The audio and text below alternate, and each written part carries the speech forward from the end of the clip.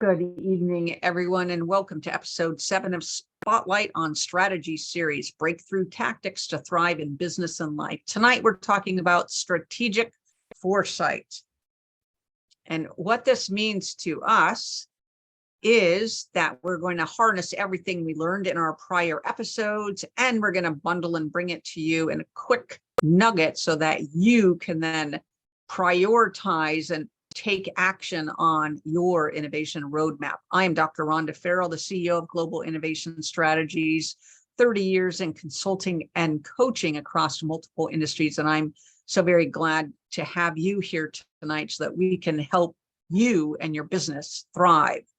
Tonight, we're talking about strategic foresight, reducing risks, and undertaking data decisioning at speed through the lens of two pieces: strategic fit and business relevance. First and foremost, we're going to be talking about the clarity, alignment, performance that we talked about in prior episode, but really boiling it and bringing it together to identify what's most key for you in this area. So we identified our data sources, we created analytics and harnessed analytics to create intelligence. Now we're applying the intelligence against our strategic framework and then prioritizing given business relevance so that we ultimately can reshape our innovation roadmap choices going into the future state to amplify our outcomes, our results, our revenues, etc.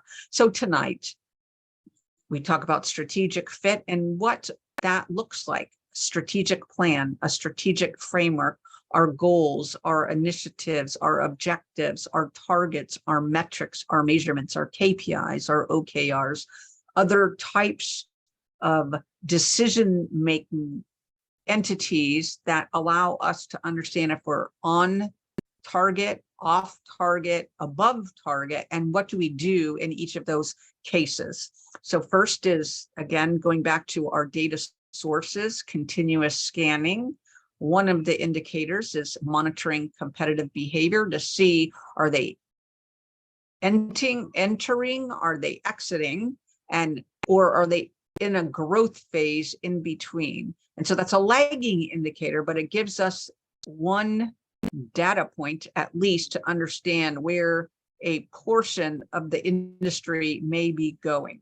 So it helps us understand if we're already there, if we should be entering, if we should be thinking about exiting, or if it's not aligned to our strategy per se. We just note what people are doing, and then we look at, over in the case of business relevance, in the next decisioning, is that perhaps an entry point we want to be making so that we can build out our future state.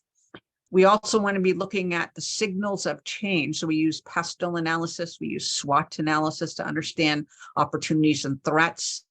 We want to identify emerging players, right? Where is the opportunity space growing? Are we already there? Do we have a partner there? Is this new and nascent? Do we want to have a play there?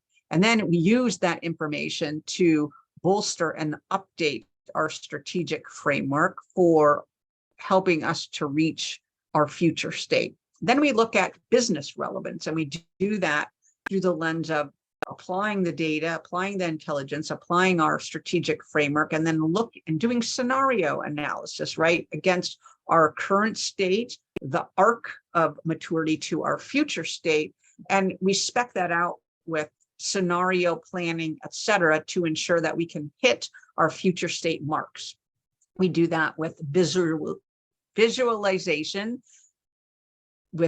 through the lens of different stakeholders. We do that through action indicators, and we do that again. The final is reprioritization of our innovation roadmap. So we want to look at this combination of future orientation and action orientation, because ultimately what we're doing is we're putting our strategy into action. So again, we want to balance the activities across scanning, analysis, scenario planning, uncertainty and risk analysis, complexity analysis, our strategy stress testing, and then ultimately to decisioning, because decisioning will lead us to action, which will lead us to investment, which will lead us to growth.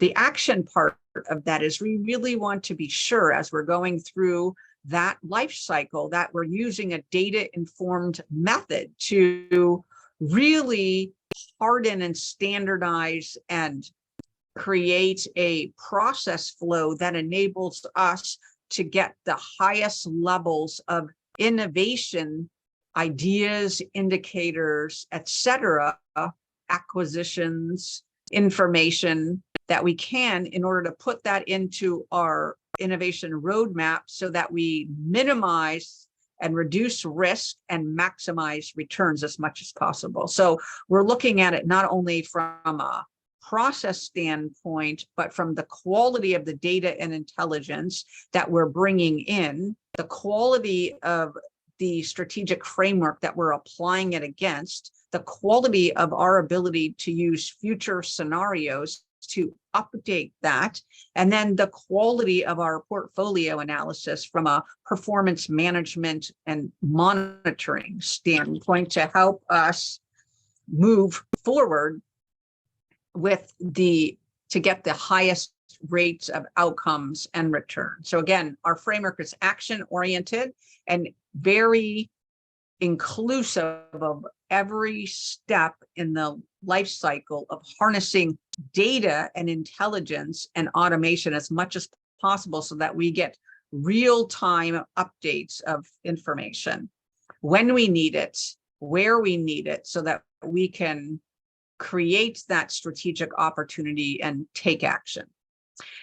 The next is really, how do we harness this in order to capitalize on the opportunity space? And that's really by looking at the drivers of change we talked about in the first slide, and that creation of future scenarios. So we call that futurizing, right? Envisioning, imagineering, right? What we want to do is take us from current state to future state without artificially putting a boundary around what we're capable of achieving in that innovation roadmap. And so we want to stay cognizant of what industry is doing in parallel industries to make sure we can leverage advances that are occurring. And then we want to make sure that we're not putting ourselves in an innovation box by only looking at incremental versus disruptive technologies or disruptive innovations. So that's how we harness, why we harness strategic foresight, again, to exponentially accelerate our outcomes and our results. Next is empowered innovators are harnessing AI, harnessing data, using structured research, prioritizing their innovation opportunities with an innovation roadmap, and then creating an ecosystem that allows them to quickly fund, invest, accelerate their organizational expansion in those areas. So harnessing technology, harnessing process, harnessing quality of inputs, applying our strategy with an eye towards innovation inflection points and massive business investment and acceleration. If you liked what you heard today and in the prior 6 episodes, there are 3 ways to continue the conversation: a VIP workshop, coaching, and consulting.